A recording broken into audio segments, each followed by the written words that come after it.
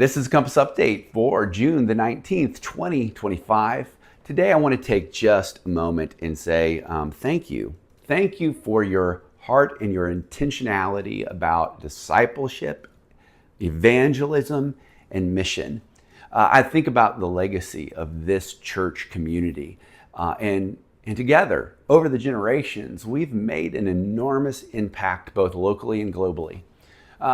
But as I sit here in summer and we spend some time looking to the future and planning not just for the coming kind of fall season, but looking towards the future of this church, I'm reminded of some really important things. Number one, it's all about Jesus and it's all about people.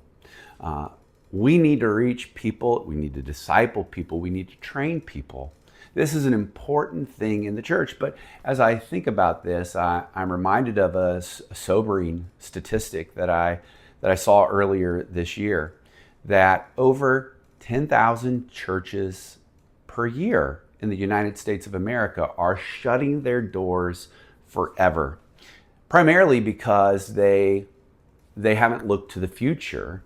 They've only thought about sustaining what is in the moment. They haven't looked to the next generations, only to preserving their tradition. What excites me about that is the tradition at South Lake Wales Church of God is not about style and music. It's about people. It's about mission.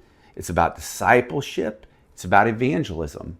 And if we fix our minds on those realities, our future is exceedingly bright. We can't be about preserving our own heritage, but instead preserving the gospel commands, the Great Commission to go and make disciples. And that gives us this reality that our mission is about people, and people are who matter. And so with that in mind, I have this verse that's been circling around in my mind since I was in Sierra Leone last week, because one of the things I saw there that I fear I lack, that I fear we lack, is a sense of boldness.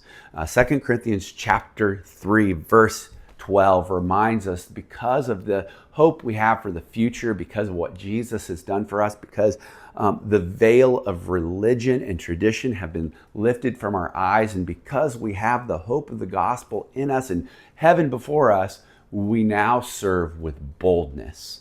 We aren't afraid to share the message, and I hope that will become contagious in us as we look to the future, because boldness is what we need. So I want you to be thinking and praying about how the Lord would be calling you to be more bold in reaching people, because people is what matters. With that being said, I love this series that we've been in. Eating and drinking with God, this idea that God wants relationship with us as He wants us to build relationship with others. Would you be praying about who your one is, and would you be bold in reaching out to them and loving them and inviting them? But you know, evangelism doesn't just happen in the church, it happens in the boldness of your life, the boldness of you telling what Jesus means to you. And I tell you, great things happen then. Wanted just one personal note before I close down. Austin will be preaching this weekend. I'm going to be taking a little time with my family. Lila is playing in the National USAV, United States of America volleyball, in the national championships this coming week in Kansas City for the 13-year-old aged bracket. And her team is currently ranked number 7 in the nation. I'm a little bit of a proud dad right now, but they get a chance to go and to compete, and that's going to be exciting. And of course, I don't want to miss that. So Austin is going to be bringing the message again this weekend. Would you pray for him? Would you support him? Knowing that it's not about what you receive, but instead it's how you come in and partner in ministry to see God do these amazing things. I love you, and we'll see you next week.